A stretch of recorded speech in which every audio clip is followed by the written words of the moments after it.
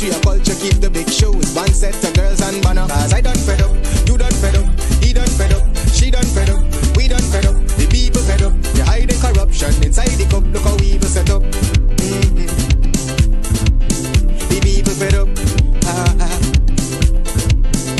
Every picture you take and promise you make, everything you do is about clouds.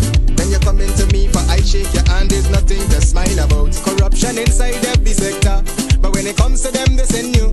Try investigate efficiency, right? Go talk to Barretons too. Cause I done fed up, you done fed up, he done fed up, she done fed up, we done fed up, the people fed up. You're hiding corruption inside the cup, look how evil set up. The people fed up. I done fed up on the dirty water, low pressure, want scream and tell somebody. Imagine 1500 US and they're telling me super salary. I done fed up on the unemployment racism and the lie they say one Guyana. Cause when you look with the oil money going, circulate with one set of banner. Cause I done fed up, you done fed up, he done fed up, she done fed up, we done fed up, the people fed up. You're hiding corruption inside the cup, look how evil set up. The people fed up. There and fabricate that. Unless you say who the person is, I can't comment on anonymous people. Okay, well, let's talk about specific individuals. What is your relationship with Mr. Su Jurong? Su? Oh, Su. Yeah, my name is Jacinti Caldata Francis Vietnam, and since 1965 I become a voter, and I always place my ex next to the cup. And what they are doing today, I can't take it. So I have no more vote to give to PPP anymore. I'm not going to vote anymore no more. If they have to lose by one vote, then losing it by data. Oh, Jesus Christ, if cost of living double, I don't know what happened. A pound of sugar is $300 already. Flour, everything gone up.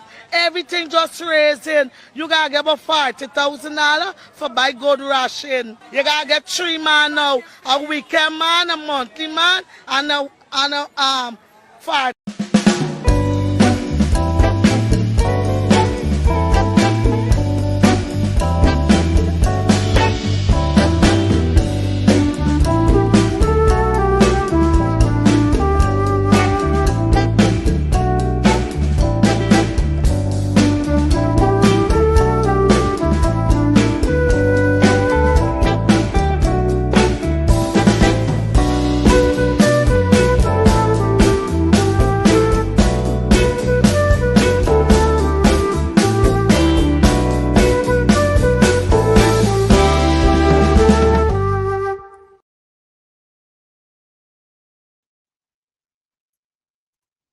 Hey, good night. Welcome to Straight Up. Guess what? My name is Mark Benshaw. Lots and lots of things we're going to talk about this evening. The crisis in Linden. Linden is in serious crisis.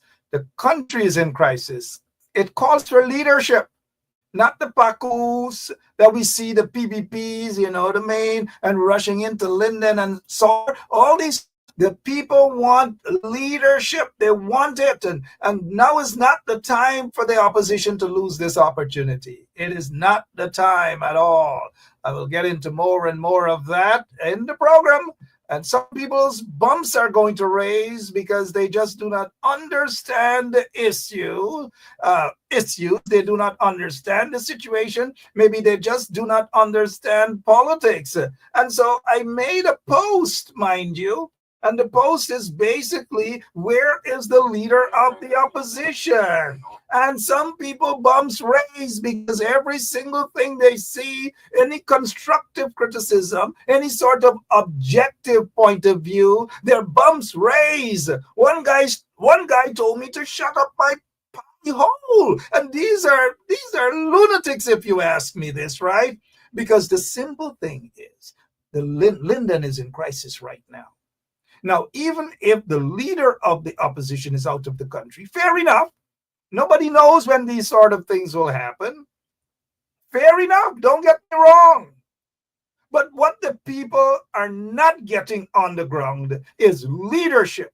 And at this point in time, the leader of the opposition, in my opinion, should be there on the ground to offer that sort of leadership because the people are crying, they're crumbling.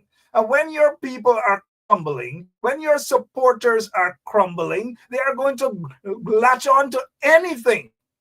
Therefore, wherever the leader of the, and I don't want people to say, he's not there as an excuse. Fair enough, he's not there.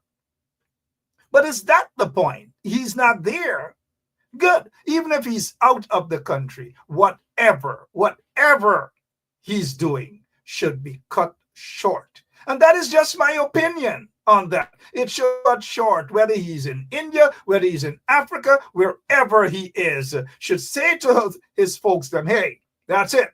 I'm cutting it short. I am out of here because my country is in crisis and my people need me right there. Not the frivolous excuses, but, oh, he sent this or he sent that person. The people, look, this is some, we're gonna go a different route, right? It's just like having a baby in a cradle. And this baby is crying and crying and crying and crying. Then the the uncle goes, then the aunt goes, then the neighbors go, baby, choo-choo baby, baby, not cry baby, and baby, yeah. And that's Linden right now. I'm not saying that Lindeners are babies. I'm not saying that. It's just an example. But the minute the baby sees the mother or the father, start smiling, a sense of comfort. And what the people of Linden need right now is a sense of comfort. They want to see their leader. They want to see the leader of the opposition on the ground. And now let me make this pellucid. Nobody knows when something is going to happen. And the leader of the opposition, before he left Guyana, he didn't know that these things are going to happen. But it happened. These things do happen. But all I'm saying is right now, Linden is bleeding. Linden is bleeding. They don't want to see Irfan Ali. Irfan Ali cannot do anything for them. Irfan Ali is part of the problem. How can you be part of the problem and expect? How can you be part of the problem and expect to solve the problem? Irfan Ali and the PPP, they're part of the problem. And that is what is happening, guys. Therefore, now this is not to knock others who went in and embraced the people of Linden. I said kudos to them. Kudos to them. Even though it should have been done collectively, everybody just hopping in himself. You know, opposition, get your act together. This is an election for you guys to win. The PPP is losing this elections, guy. They are losing. The PPP is losing. They are on the back foot. Not as a result of one person. It's as a result of a collective effort. Constant up against the PPP. Constant exposure of corruption and all bunch of skullduggery that is happening in the country. Hence my reason for saying that the people need to see, the people in Linden need to see their leader. And their elected leader, the leader who has been elected and is officially their leader, is the leader of the opposition. Hence, the leader of the opposition, wherever he is, whatever he's doing, needs to cut his trip short and head back to Guyana to calm the situation down. Story done. Calm the situation down. Now, because, you know, I jumped on my page and I'm saying, where is the leader of the opposition? Some of the bumps raised. Just imagine the general secretary, a newcomer to politics, bumps raised, telling me about my demons and my... Is this how these people expect to win friends? Is this how these people expect to win votes? By even someone with an opinion. Even someone with an opinion, they're ready to take out the knife. Some of them are no better than the PPP trench crappos, right? They're ready to take out the knife and joke up and stab up and this, and then expect to win an elections like that. And then expect with friends like that? Is that what's going on with them? Is that what it's about? when they don't think and they don't read, some of them objectively, they don't. Bumps raise. It's like you can't have an opinion. It's like they want to kill you for your opinion, which is no different than the corrupt PPP regime. Something isn't right. Now back to Mr. Aubrey Norton. Back to Mr. Norton. Wherever the leader of the opposition is, whatever he is doing, not to say that it is not important, but it should be put aside for now. And the leader of the opposition should be on his way to Guyana. Linden, from the airport, that's the concerns of the people. The people need to see the leader of the opposition, their full leader, their official leader. Now, who can't read between the lines and understand what the heck I'm saying? Well, something is wrong with them. Just like that Paku from Georgia, some Earl B. What is all Earl B. George hopping here, blah, blah, blah. You know, like the bumps raised with some of these people. They don't get it. When are they going to get it right, guys? Anybody that don't sing your same song is against you. And get it by them there in the opposition. It chases people away from them, farther and farther away from them. They need to get back together. Hey, guys, what else is happening? What else is happening? Collison is saying, how do I know whether arrangement is being made or not? Simple politics, guys. Some of you may be new to this. Simple politics. Look, they got another one telling me shut my mouth here. Renee Paris is saying, Mark, shut your mouth. I got you, Renee. I got the sarcasm there, right? Look, simple politics, guys. And operator told us that Tom Anderson is going to be with us. Simple politics.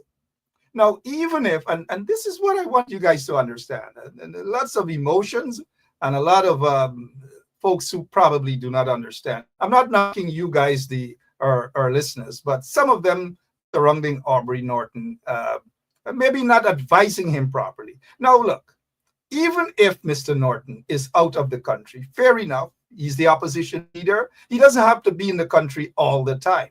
And not because he leaves the country means that he has to know something is going to happen.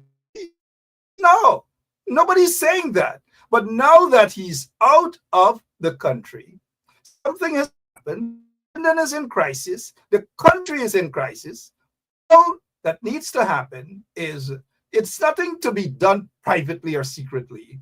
I am in Suriname or wherever on official party's business as a result of the crisis in Linden, and by extension, Guyana. I have cut my trip short and I'm on my way back to Guyana. Story done. Such a public statement is not a crime. But some of you may think it's a crime. Some of you may think, oh, and somebody's just playing for him. Y'all and easy, you know. Y'all and easy. But I'm not going to call some of y'all trench crappos, but I wouldn't do that. Y'all and easy. But someday y'all would understand exactly where I'm coming from and why I have said what I have said before the bumps raise. Lots of bumps raise. But cuss get cuss back, and going the trench, get going the trench back again. The question is the time right? All of us to go in the trench. Think about it. It's something that I'm never afraid of, mind you. Okay? Good. Now, we have Tom Anderson with us here tonight. Tom, sorry that you little views out, as we call it in Guyana. Views out. Good night to you. A lot of things happening. Tom, how are you doing, sir? Good night. I'm doing great. Hello, everybody. Thanks for having me on again, Mark. Hello out there to everyone in Guyana. Hello to everybody out there in Linden. Everyone listening. How's everyone doing? Yeah, not too bad. Not too bad. Now, look at this ridiculous comment from Shondell Griffith. Mark, come on. He can't be at two places at the same time. Whoever said that? Aren't you guys listening? Aren't you guys understanding what's happening here? Did I say he can be at two places? Who can be at two places at the same time? Come on, guys. Do better. the trench crappos. Please do better than them. Tom, let's take a look here as what's happening, what happened in Linden. The protest continues. The people want justice. And not only that, the people are fighting for what is right. Justice, equal rights, and justice. 2 young men were slaughtered, murdered by members of the Guyana in less than 24 hours. The people are hungry for leadership right now. Hence, the leader of the opposition should be back, should be there on the ground. Tom, take a listen to this, please. Wismo Mackenzie, the police are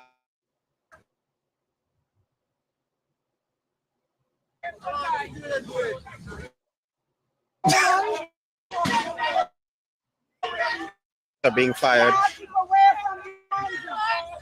They making attempts to put the fire that's on the bridge, but what appeared to be justice, why you don't want to kill out your fucking family and friends them. You understand? Right in front of me, that man kill while we party this morning. Last man we pass, so right in front of me, that man kill the man.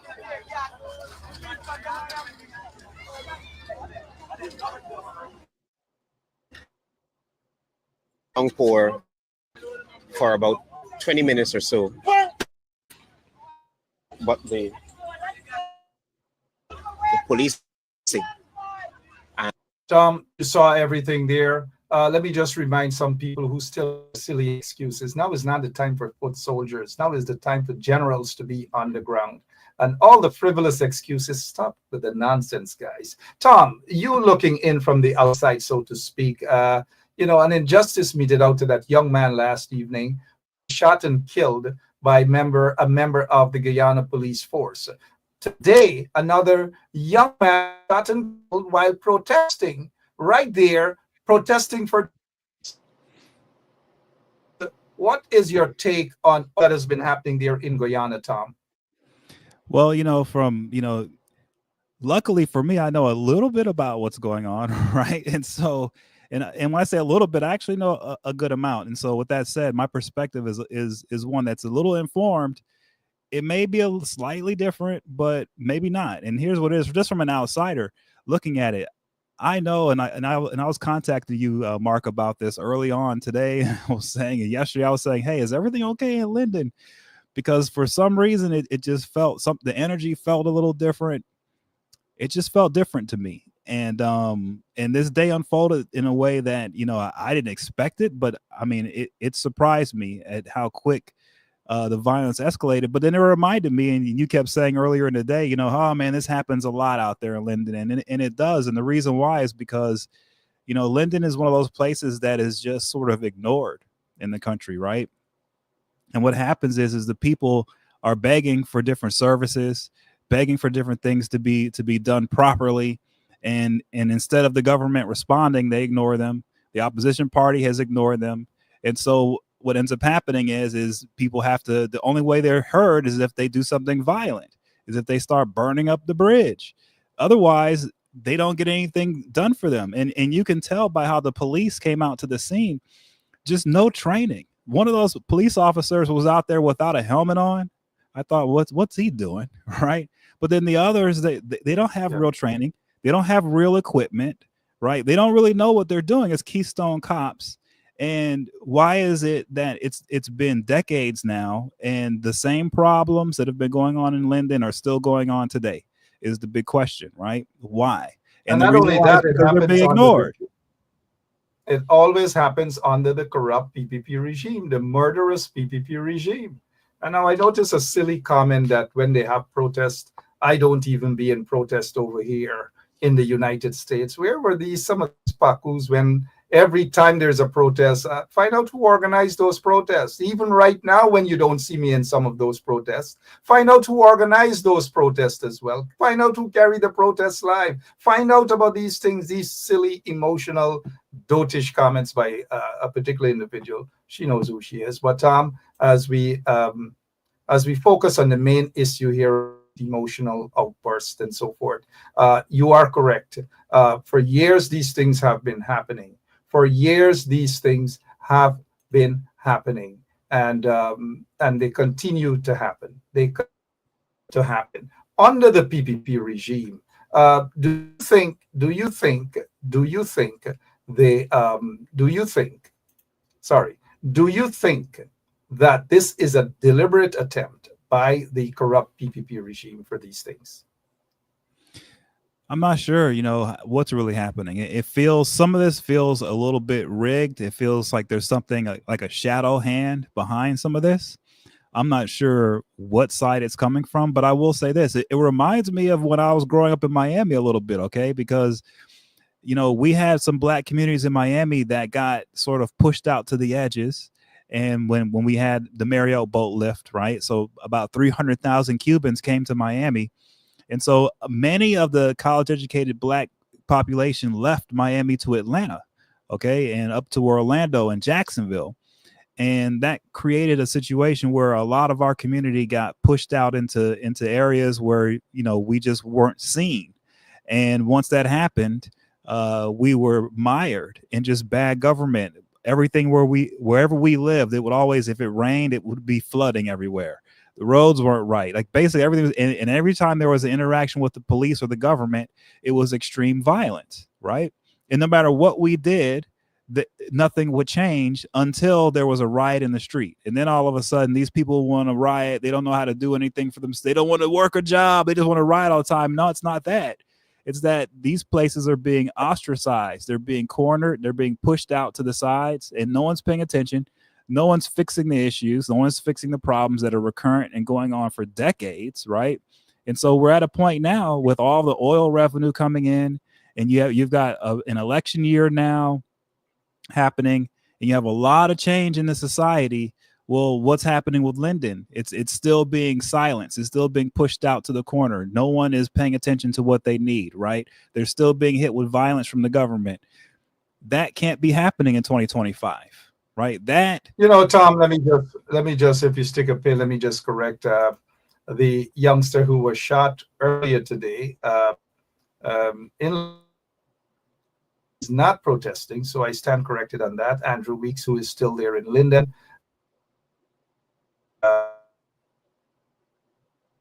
Sorry, Andrew saying no, Mark, he was not protesting. Fair enough, he was not. I understand that he came out of a bus, and according to Andrew Weeks here, the eyewitness who was just next to him when he was passing by the protest said he was shot when the police opened fire with live rounds and shot him in his eyes, and he died as a result.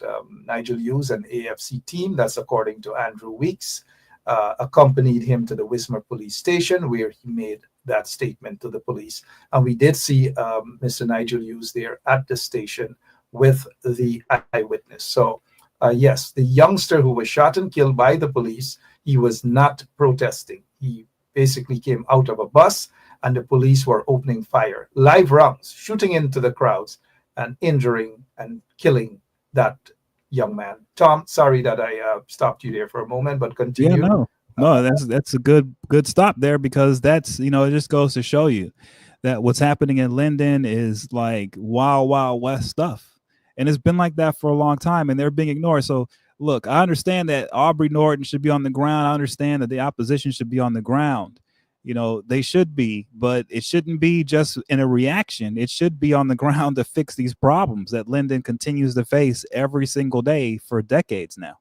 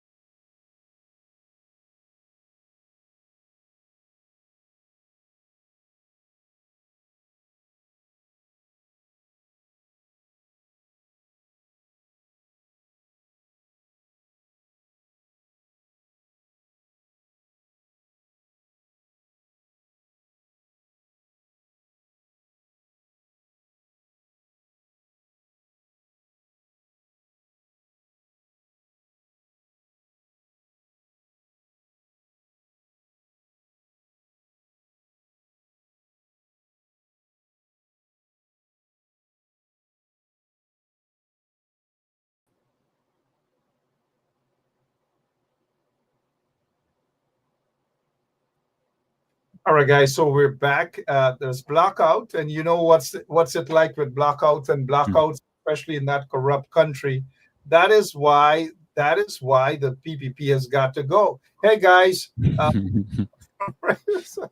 so we were trying to get on to some folks on the ground in Linden because that's where it matters. That's where the concerns are, and the people need justice, mind you. Tom, continue where you left off. My apologies. Well, I can't apologize for blackouts and blackouts in Guyana, and scores of people sending messages. One of the last message that I got was that there is someone by the name of Gali Khan. Gali Khan shot moments ago, shot and killed. And let me just say thank you guys for all the messages that I've been getting. I see your messages. I wouldn't be able to read everything, but I don't see it as a disrespect when I don't respond whilst I'm on the air. But according to news source, that's Gordon Mosley, news source, says security service owner Gali Khan shoots girlfriend dead, then turns gun on himself. Shoots girlfriend dead, then turn the gun on himself.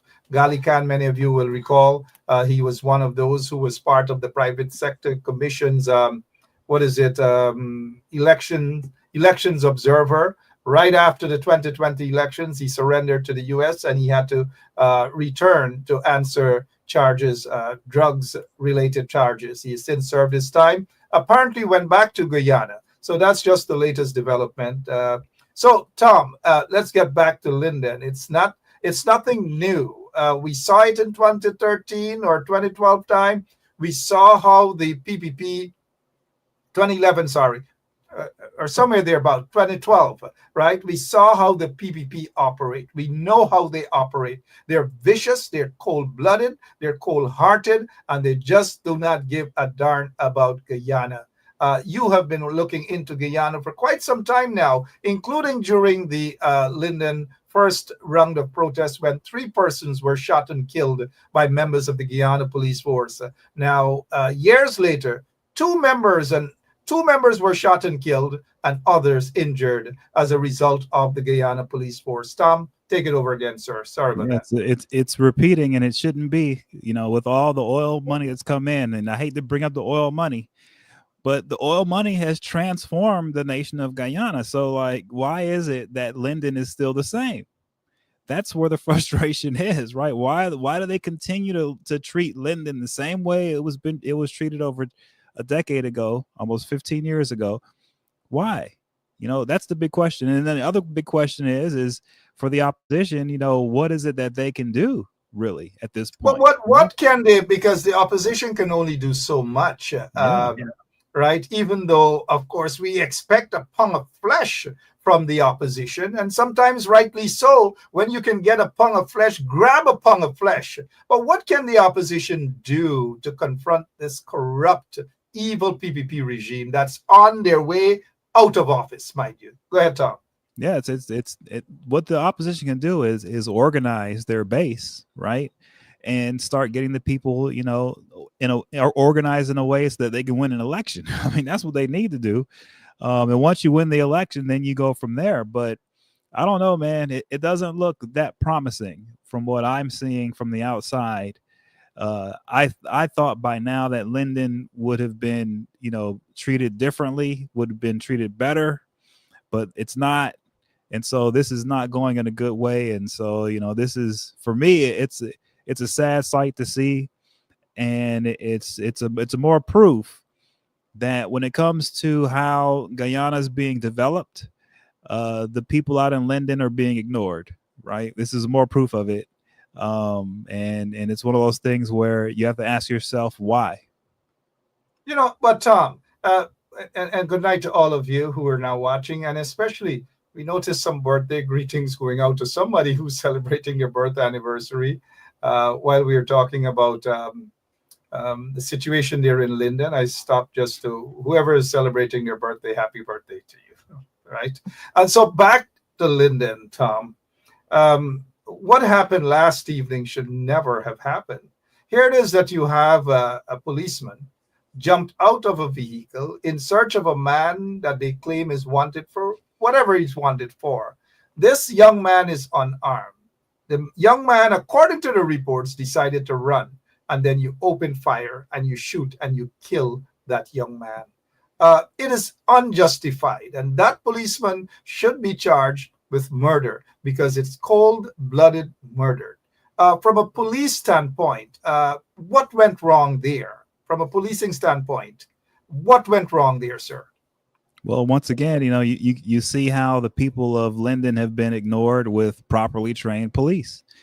First of all, this is bad training, but secondly, when you get to a point where police officers feel like they need to gun down citizens, right? You're in a place, especially in a place like Linden, that should never be the mentality of a police officer. So it's saying that they're going through some type of pressure. There's something going on with the police force that's making them mentally be in a really bad place to do what they're doing. Tom, what can be going on? We didn't see this sort of callousness under the coalition government, but every time the PPPC is in office, Tom, these things happen. What could be going wrong other than bad political leadership, other than corruption by senior ranks of the Guyana police force, and it has been politicized? Yeah. So what else can be going wrong, sir? Well, it's the politicization, and it's the corruption and the combination. I've said it before. Even in the United States and other countries, even in Europe, where crime isn't that high, in some countries, the police still have a job that isn't that fun to do. Right. And especially if the police are working within a government structure that's corrupt all around, it becomes truly an impossible job to do. Right. So the pressures are huge. And then when you have the PPP in there and they are conflicting with the people of Linden just because they don't like those guys, it seems, you run into the situation of neglect. And this type of neglect, when everything is politicized and you have corruption, creates this atmosphere of violence. Look, right? Somebody just comment there, Tom, exactly what was said earlier. It's only when the PPP are in power, things like this occur. So true. Another person, Audrey Brown, is saying, hey, PPP equal vampire equal blood, because they always want blood, blood, blood, blood. That is why, Tom, those who are underground, who feels it, knows it. I've been around in all of these protests and so forth, people shot and killed. I've lived through it under the corrupt PPP regime. So this brings back a lot of hurtful and painful memories indeed. And so we only want an end to these sort of things. It cannot happen under the PPP regime. That is why the PPP has got to go. And once the PPP goes, the police force, and it can only be done with good leadership, quality leadership. You can't jump from and rush to vote corrupt individuals. Quality leadership is what is needed in Guyana right now. The people are thirsty. They're hungry for that. And I think we have some quality leaders in the opposition. They just got to get their act together. Seriously, as you've said, Tom, they've got to get their act together.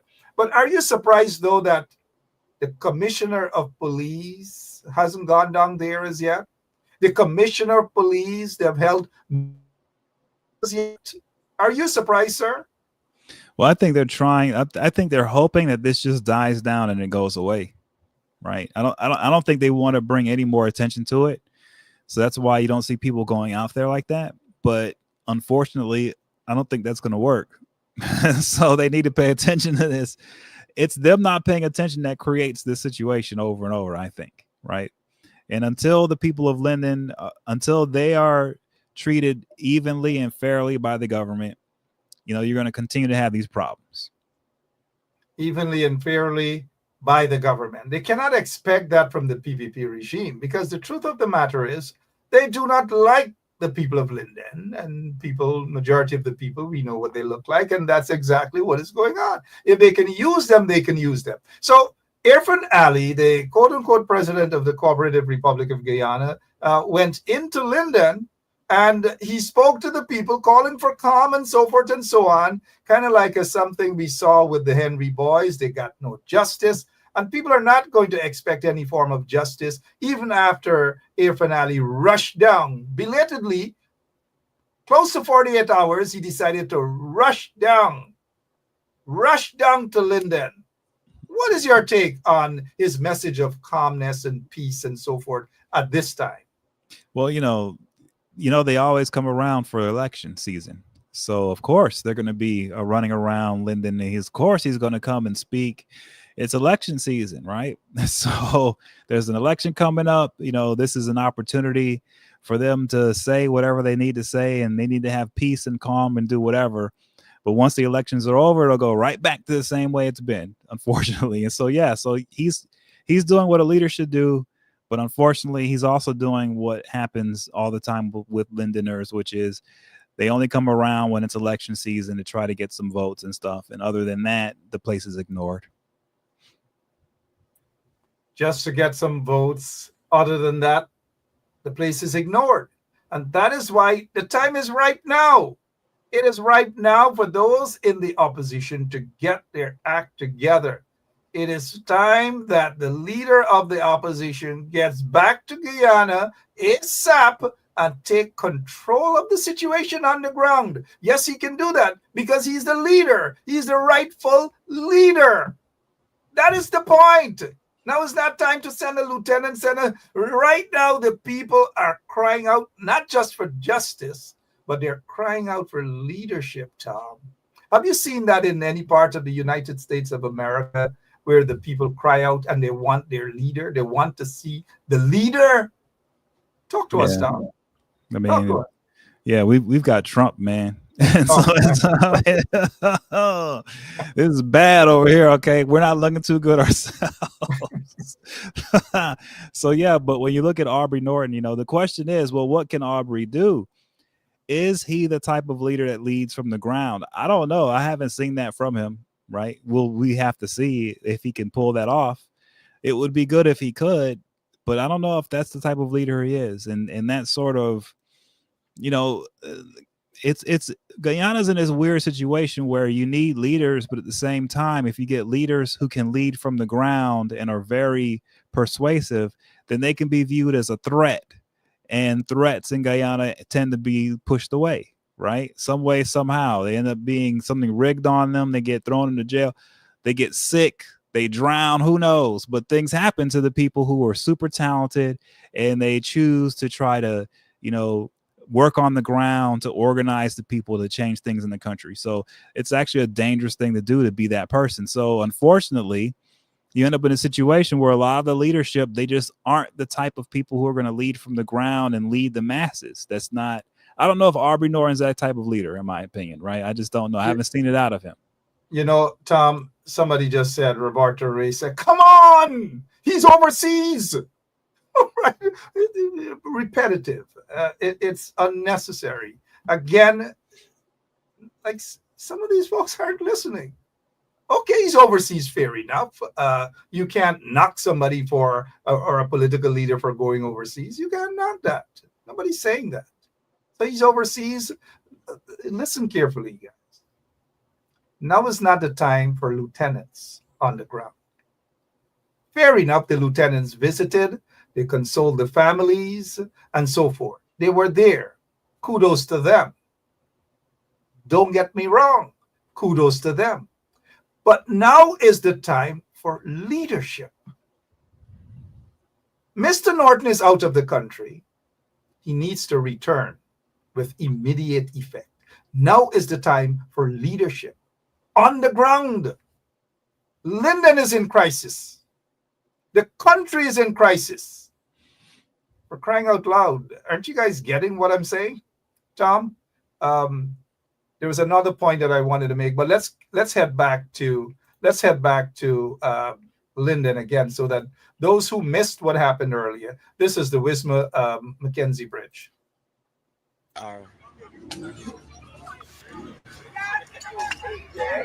They're firing shots while the protesters are hurling missiles.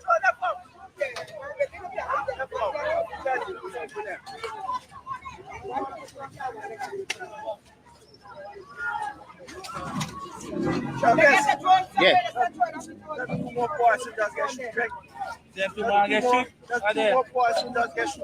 Wait there.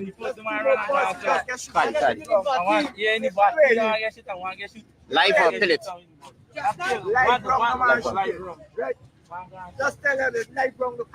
So we see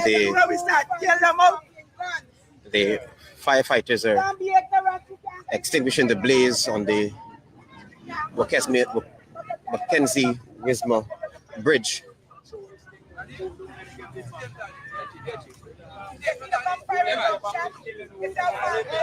Sorry?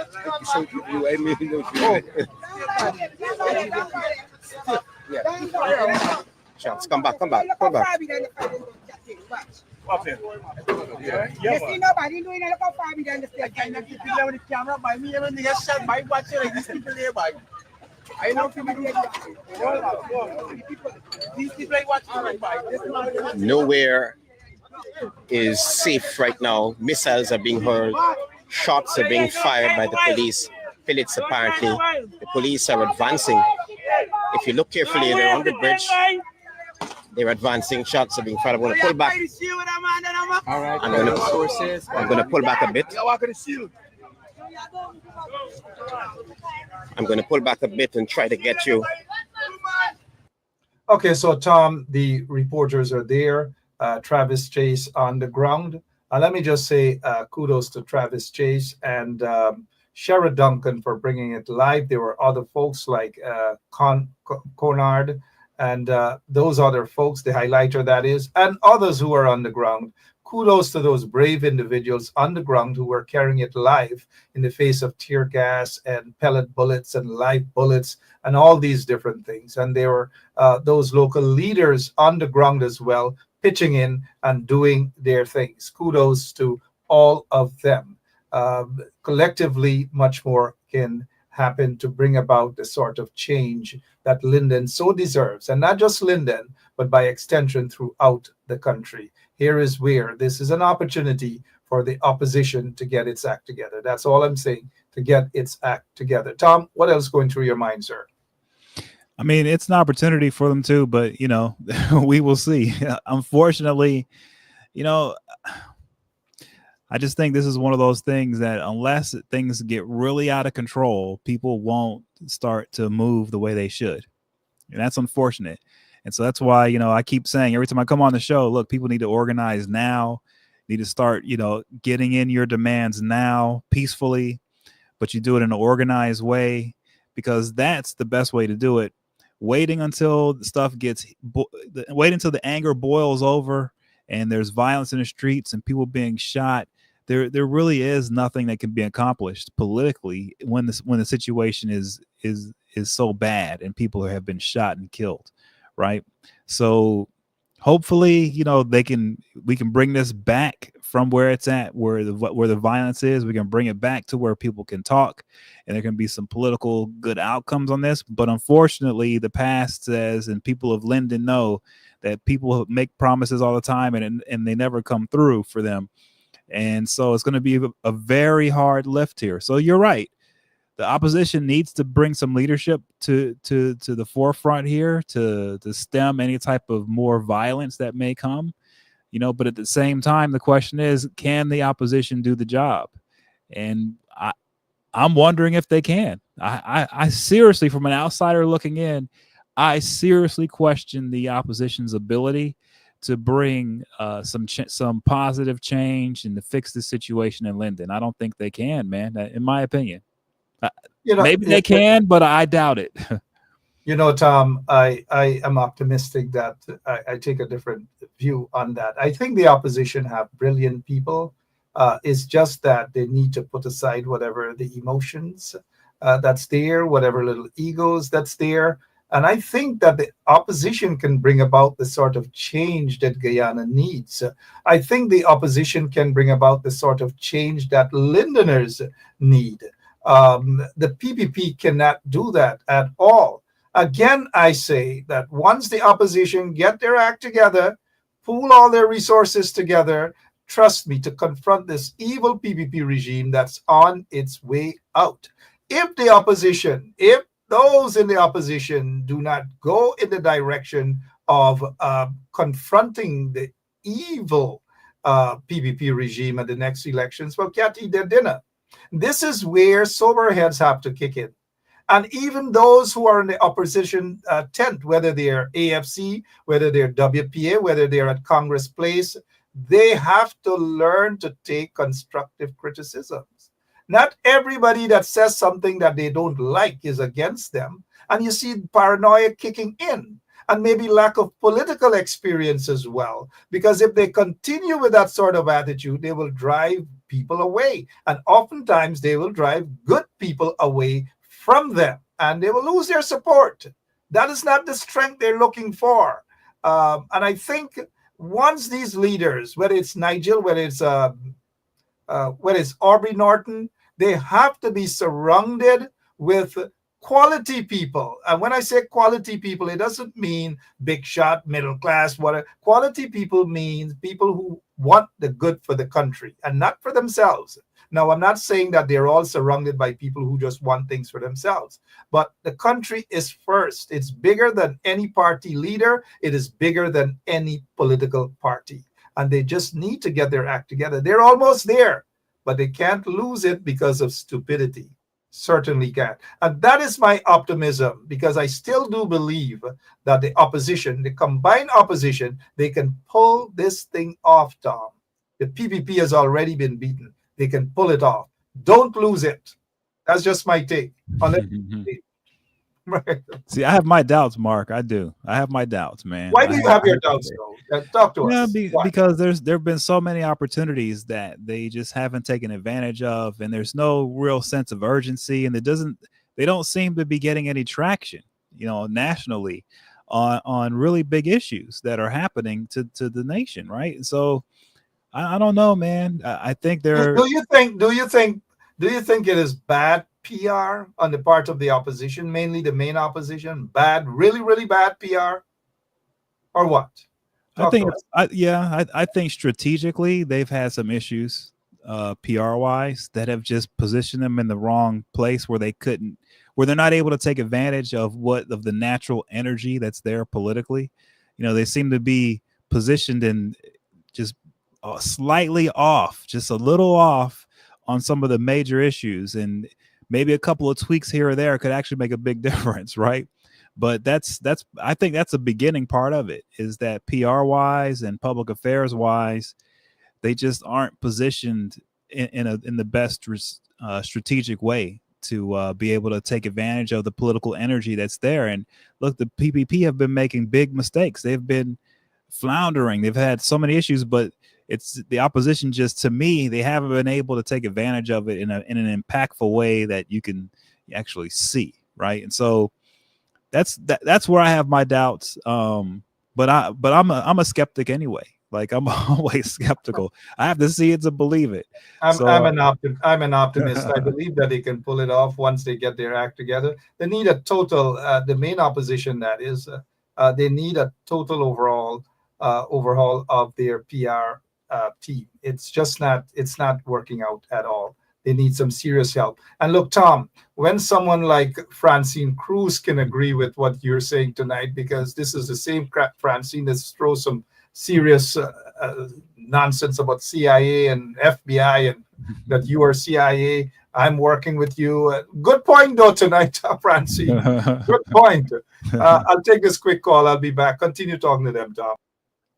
Yeah, I think that's to me, the main thing that I noticed, and look, the opposition, they're not totally lost cause. Like, they're slightly off on the major issues of the day.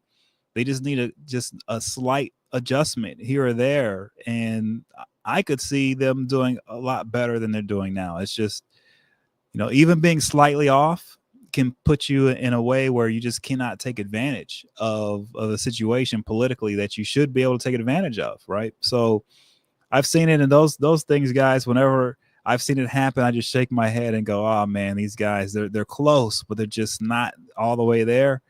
And that's sort of the PNC, man. That, like, they're close, but they're just not there. And I think even with this, with Aubrey Norton away and people calling for him to come back, maybe he does come back to deal with this, but can he be advised to deal with it in a way that's fortuitous, that works out for the people of Linden? Because that's all that really matters. It shouldn't be a thing where he's using the situation to win politically. It should be a thing where this situation is rectified and the people of Linden are finally tended to, right? Tom, if I can just pause you there for a moment.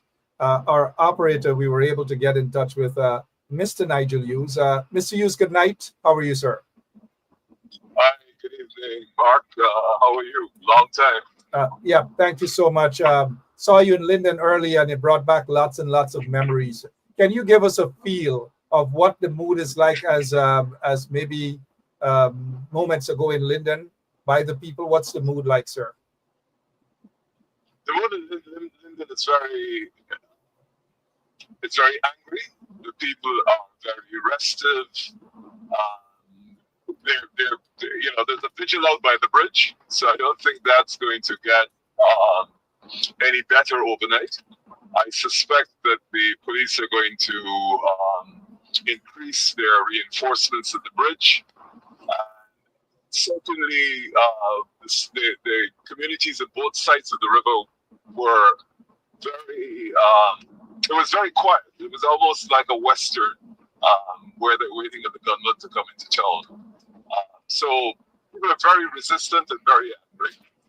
So what is the mood? I mean, what is your take on the police, their approach to this whole situation, Mr. Hughes? Back in 2012, there was a commission of inquiry that made a series of recommendations, and each one of those recommendations has either not been implemented or ignored. If we start with the shooting last night, none of the standard operating procedures were pursued when you're going to arrest a person. I heard today the person they arrested wasn't even the wanted man. It was a mistaken identity. Certainly the way, I don't know if you've seen the video, but certainly the manner in which that person was arrested could not be standard operating procedure. Now you end up shooting somebody who's running away from you. He's not a threat to you. One would have thought that if they were going to effect an arrest of someone that was wanted, that they would have some procedures which would allow them to close off any possible escape routes and approach the person in a particular manner. That did not happen. Then today, this gentleman who was shot was a bystander. Well, he wasn't even a bystander. He had nothing to do with the protest. He left Georgetown, was going to someplace on the west side of the river, and got shot straight through his eye. I can't think of any police procedure that would allow somebody in circumstances like that, would allow a senior police officer to draw for his sidearm and fire live ammunition at a crowd. That is certainly could not be consistent with any standard. Well, what is your take that the regime, they plan on bringing in again RSS officers to investigate? I heard your comment earlier that you're certainly not in favor of that. Yeah, I have zero confidence in the RSS. You will recall that when we had the issue with the Henry boys and that very brutal murder, they declined all sorts of international help, and they brought the RSS in. And all the RSS did was they went up to the scene where they found the bodies and then came back and said to the Ghana police force, "We're doing a great job." Now, if that's the quality of investigation that we get from the RSS, there's absolutely no way in which we can expect anything better.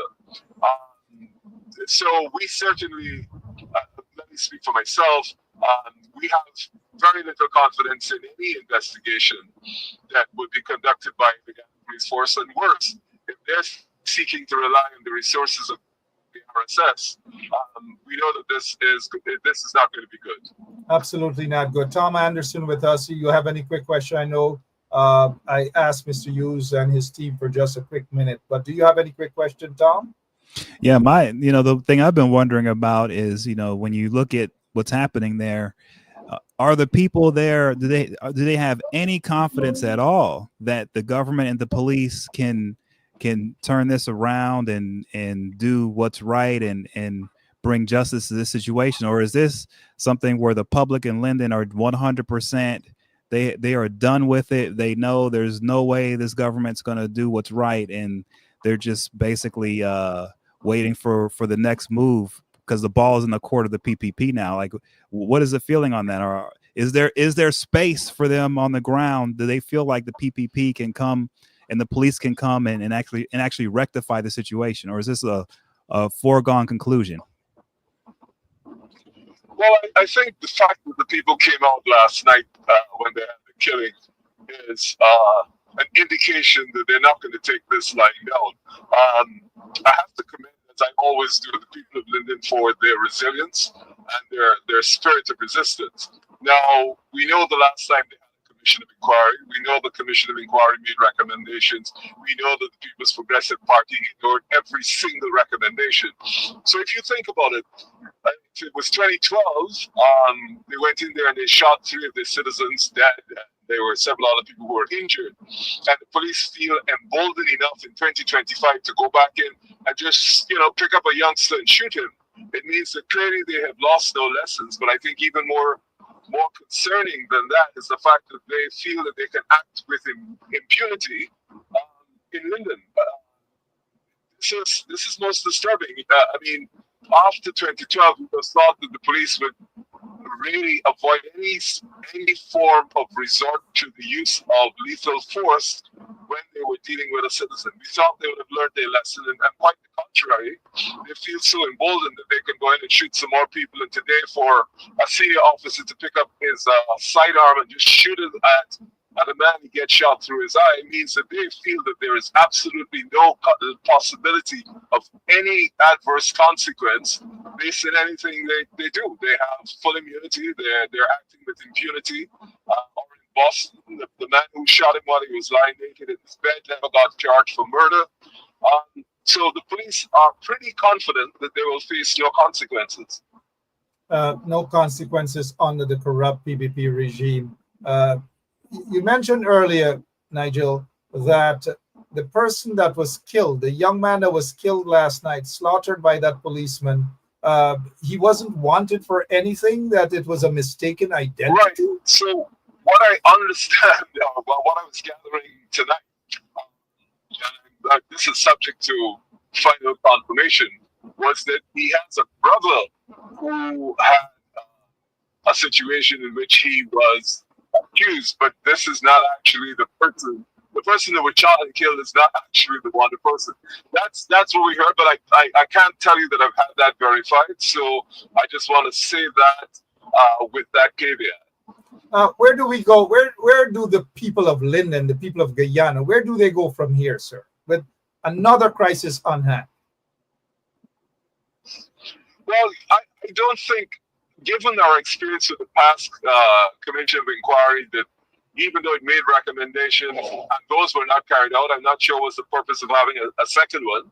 We know that the Guyana Police Force is capable of conducting an independent investigation. We know from the track record of the RSS that if they are involved in or assisting the Guyana Police Force, you're not likely to get anything looking like a credible investigation. I don't think there's an appetite on the part of the government to really get to the bottom of what happened. And in an election year where they would like to be able to have the police on their side, I don't think that they're necessarily going to take what is required, the action that is required. I think my recommendation, apart from civil action, which the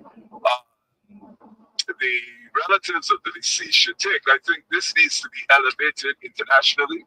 It is not the first incident of its kind. We have had in the last, 3 years, you had in Boston, Quentin Bacchus, now you have this gentleman here, and there has been a consistent pattern of the execution of persons and the exoneration or lack of liability in the part of the state. This needs to be elevated to the level at which we can have an international inquiry of some level of credibility. Well said, Nigel Hughes. Tom, I'll leave you the last question, sir. Anything at all for Nigel before he goes? Yeah, what are some of the things that the police force can do, that the government can do immediately? I'm sorry, I'm not getting you as clearly as Mark, so I'm hearing you quite garbled. Please forgive me. Sure. Can you hear me now? I don't know if it's okay now. Yeah, thank you.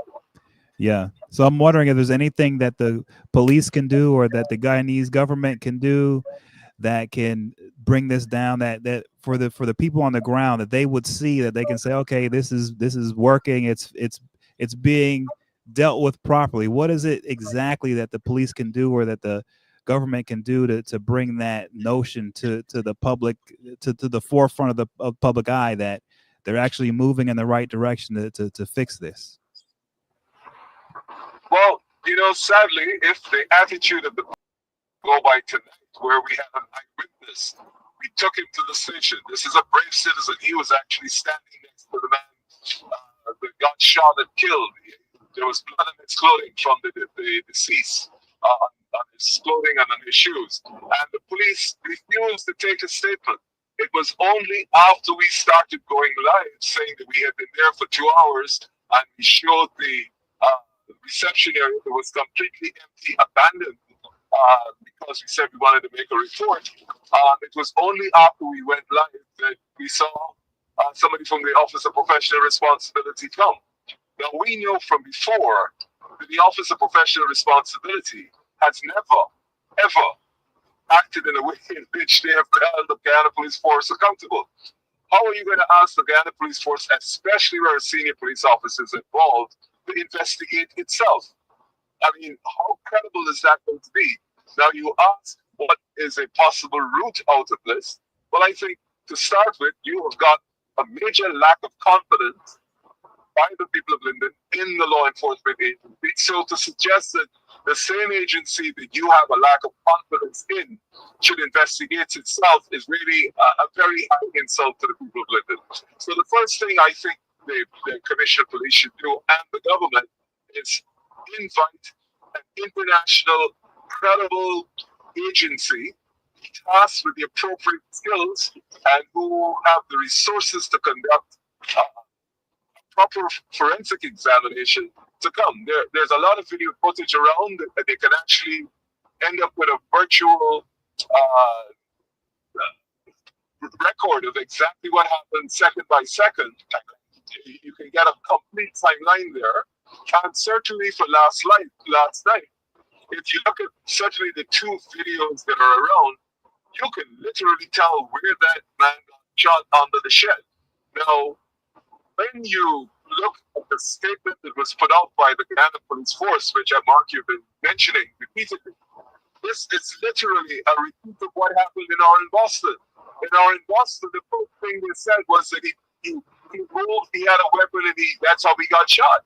And then when they were contradicted by the version of his wife, who was lying next to him in the bed, then they changed it. Now, how could you possibly have a law enforcement agency whose natural instinct on more than one occasion, almost instinctive, this is almost institutional, is to give you a version of events that exonerates them. And then you want to ask the people of Linden to accept that same institution as being capable of conducting an investigation into itself? No, I think the people of Linden have expressed what they think of that proposition. All right, Nigel Hughes, thank you so much for your time. Thank you for your PR team as well. You guys have a safe trip there. Whatever time you guys are leaving Linden, have a safe trip back, sir. Thank you so much. We've left Linden. We're on the way down. But have a good night. Thank you very much. Well, thank you. I didn't want to say that, your location, but thank you. Appreciate it. Yeah. Sure. All right. Tom, you heard. Listeners, you've heard.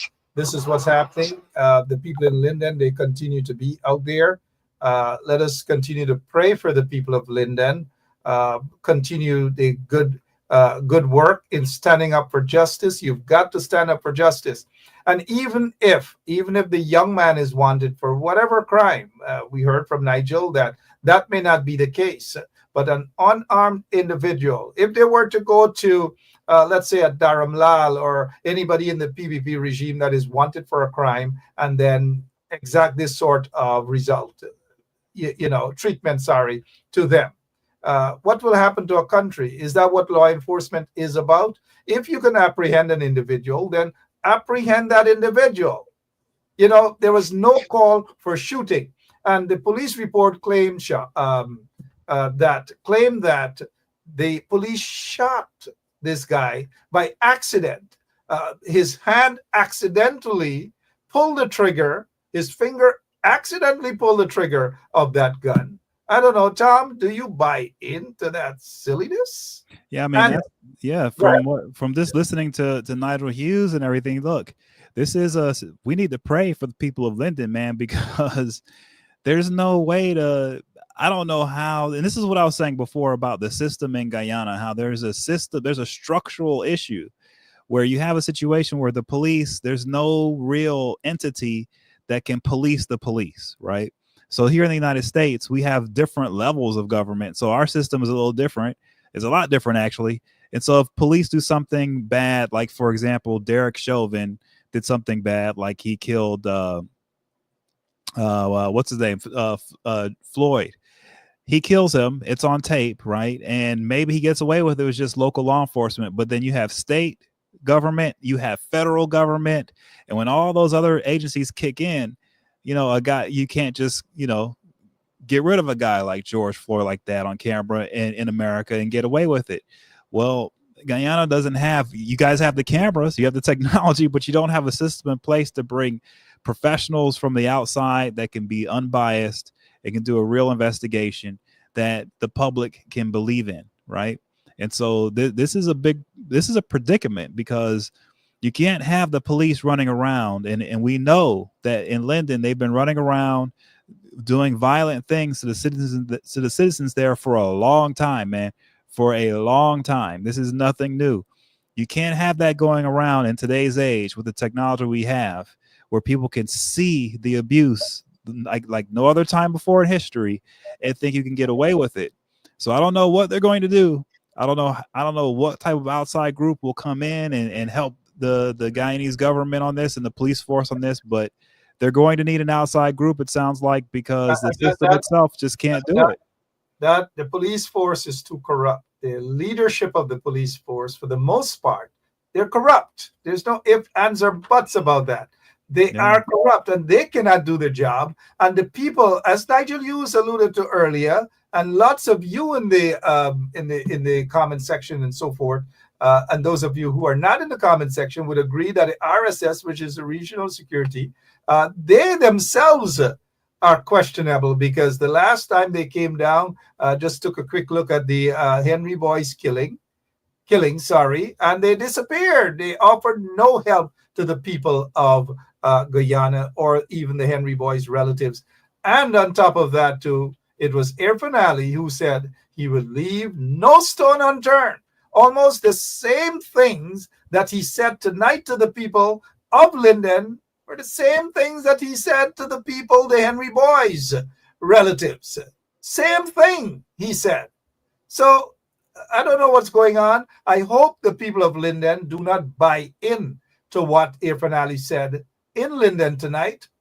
If I had my way, mind you, I said, if I had my way, nobody would have been listening to him.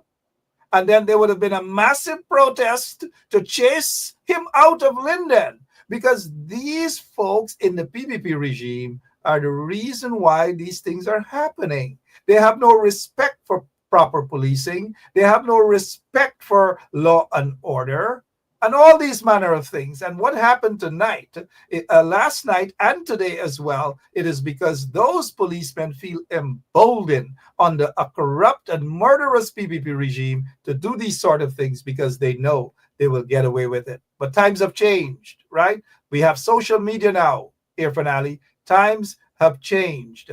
Tom, I know we've got to go, but something else is going through your mind. I can read you now. What else is happening? What's going through you? Yeah, no, I mean, it's just, this is an election year, man, and there's so much going on. Like I said to you, Bark, man, I said something the energy feels different to me. Something's going on, and I just wonder if there's not another shoe to drop. I worry about this because, you know, it doesn't take much to escalate a situation like this to a point where it's uncontrollable. And it doesn't seem like anyone's really taking it that seriously to really, you know, get this dealt with now before it gets out of control. It's almost like we're in a situation where it hasn't rained in months and there's a little fire that just started in the forest and people are just letting it sit there and they're not putting it out right away. It's just a matter of time before one of those little sparks gets picked up by the wind, and before you know it, you've got an entire forest fire burning down everything, right?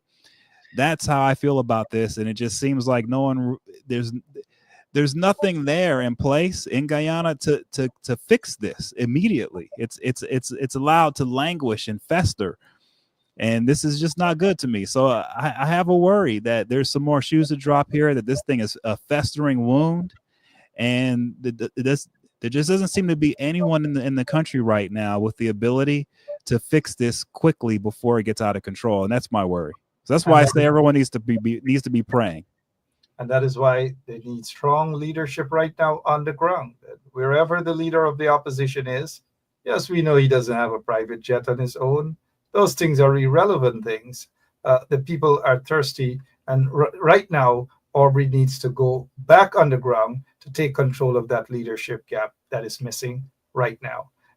He needs to be there. Some of you, your bumps can raise because you're missing the total picture. You're missing the point. Bumps are going to raise. That's okay. But Guyana is not heading in the right direction right now, and they need strong political leaders. And I do think the opposition are the ones who have that strong leadership. They do. But some of them only Mickey Mousing themselves. They do have strong leadership. They need another thing too, is strong PR. They're lacking that all around, especially the main opposition, the PNC. They're lacking that all around. But it is what it is. Enough said for now. Somebody said, I think, that Aubrey Norton is out of the country. Fair enough. But let's hope that he's back in the country and head straight to Linden to take control of that situation. Because sometimes people want to hear directly from their leaders. And, you know, it is so painful, Tom, what has happened in Linden. I know a lot of our listeners, they have relatives, they have friends from Linden, and I myself do have lots of relatives and friends in Linden, and busy on the phone practically all day ensuring that people are okay. Are you okay? It's quite reminiscent of what happened in 2012, 2011, 2012, and three young men were shot and killed, slaughtered by the corrupt PPP regime, members of the police force under the corrupt PPP regime. Every single elections time these things happen. I repeat, every single elections time these things happen. Blood and blood and blood and blood and blood and blood and blood. Blood is always shedding whenever the PPP is in office, and it has got to stop. This election's coming. It has got to stop, guys. You've got to go out. You've got to do the right thing, to vote. You can't just hopscotch and grab on to anybody that you think that is a hope, because sometimes that hope might just be, and might turn out to be a rotten rope. A rotten rope. Be careful who you just push out your hands and thinking that is hope. It might just be rope. But the guys in the opposition, y'all need to get y'all act together, guys. Tom, as always, I'm so thankful for your time. I'm thankful for your energy. And you kept bothering me all day. All day you kept bothering me. I'm like, Tom, leave me alone, man. Leave me. But it's not a bothering, mind you, because, you know, I'm so happy that at least you as an outsider, you're so concerned as to what is happening in Guyana. I thank you on behalf of all the people of Linden, all the people of Guyana. And I'm more optimistic that the opposition can pull it off. And hopefully next time you can share that optimism right here too as well, Tom. We know you mean well. Mm-hmm. We know you do. Thank you, sir. Take care, guys. Thank you. Have a good night. Yeah. Tom Anderson there for you guys. In this there will be bickerings, emotions, and of course bumps will raise, right? It's the nature It's the nature of democracy, guys. Agree to disagree in a respectful manner. Now, I'm not a PR person for the opposition, so don't expect me to PR for the opposition. I'm a talk show host. There are times when I may say things that you don't like. Well, it's the nature of democracy. It's the nature of free speech. It's the nature of freedom of the press. Isn't that what you guys are fighting for? I would hope so. Isn't that why you guys want the PPP to go? Well, I would hope so too. Hence, some of you have to learn tolerance, right? Because if you continue with that scarecrow kind of attitude, you're going to leave people to wonder. If some of you are placed in the positions, just imagine how you'll behave. Don't send that sort of bad energy out there, guys. You can do better. You can do better. And I just want to leave you again. I'm a talk show host, not a member of the opposition's PR team. But if you ask me, I bat a lot for them. But I can bat every day and every night and everything that I say. That's for some of you who are party activists. And don't get me wrong. You do what you do, but be responsible. And read between the lines when people say things and do things. Don't be like Scapy. It's great. All right, again, to the people of Linden, we love you. My fellow Lindeners. We all love you guys. We feel your pains. We know what you're going through. And what has happened from last night to now, it should not happen. Bad leadership, bad political leadership. Now, Linden is very close to my heart. It's where my navel string, as we say, was buried. It's very close to my heart. And every time Linden bleeds, every time the people of Linden bleeds, my heart bleeds. I have never seen Linden, except in 2011, 2012. I've never seen Linden like this. In 2025, an oil-rich country that's being treated like this because of a corrupt and uncaring government. Where is Mark Phillips? Well, don't keep asking, where is Mark Phillips? Who is a Lindener? He wouldn't be there. Where are all the soup drinkers? They wouldn't be there. They wouldn't stand up. They wouldn't say anything. They wouldn't fight for justice. And I hope you guys open your eyes to understand that these people in the PPP regime do not care about you. There are people who are going to come around you now, pretending that they care, pretending that they're like you. Some of them are fighting for their survival. And we understand. We know who they are. But don't take those things for granted. Still believe in some of those folks in the opposition, those leaders in the opposition who can make this thing happen. All they need is good guidance, good advisors, good PR team, and trust me, that miracle will become a reality. It is a high possibility because the PPP knows, Irfan Ali and others know that they're done with. The PPP has lost the elections. All sorts of jiggery-pokery happening at GCOM. It is for a reason. And that reason is to possibly corrupt the process there at GCOM. So they don't want good people. They don't want objective individuals. And that is why some of you in the opposition need to be objective as well and to respect objectivity. You can't be fighting for one thing and then have little patience for that, all because it is your side, your guy, that you have no regards to democracy, you have no regards to freedom of press, you have no regards for people's opinions, all because you feel that their opinion is an attack.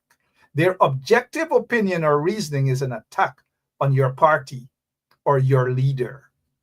Sometimes you guys got to think and think better. Do I have confidence that you guys can think and do better? Of course I do.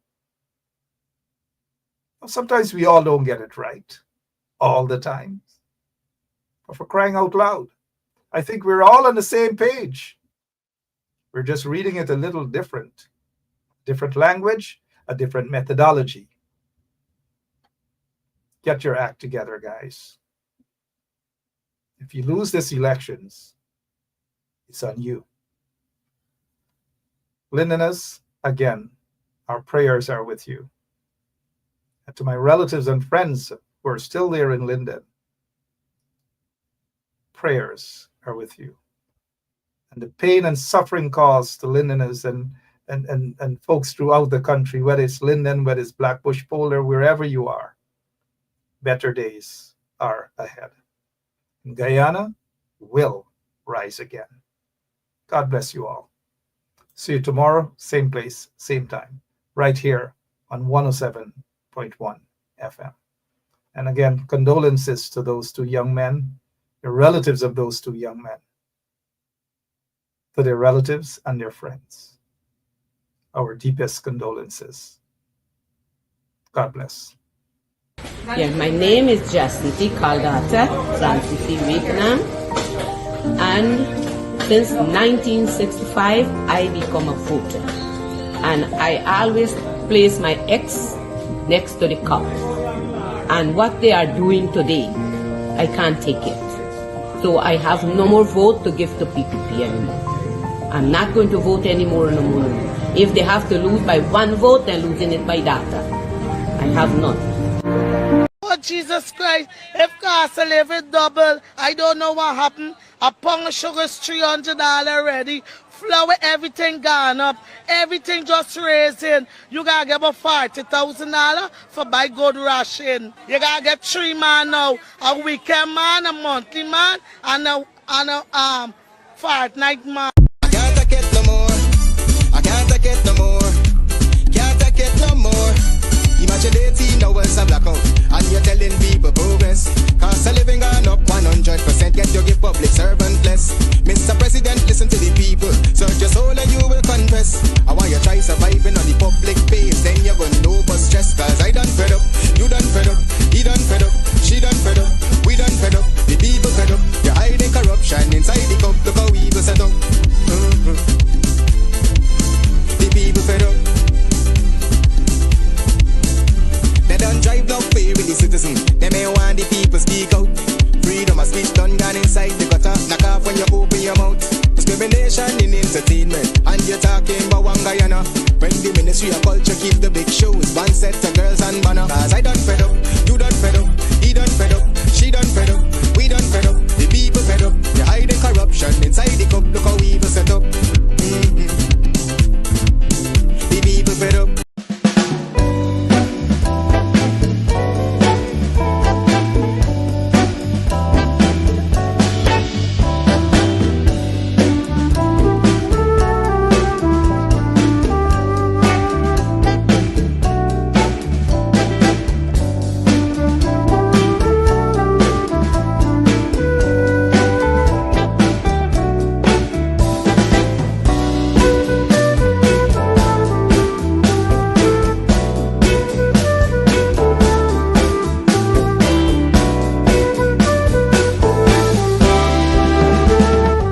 There and fabricate that. Unless you say who the person is, I can't comment on anonymous people.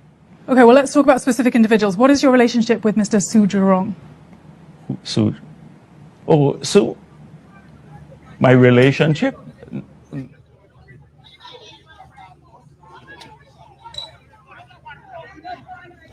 Police throwing tear gas.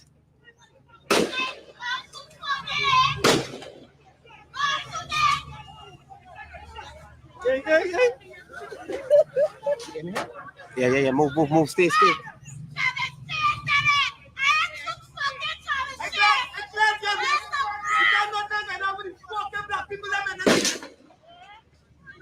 Yeah, take cover. And taking cover behind a makeshift toilet area. The police are opening fire indiscriminately. Nah, Liverpool in there. Liverpool in there. I can't take it no more. I can't take it no more. Can't take it no more. Yeah, let's move, Sharon. Let's move. Jesus Christ.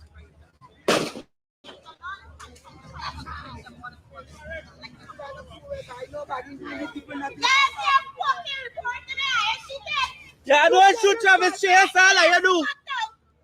Shoot him. Don't shoot Travis Chase.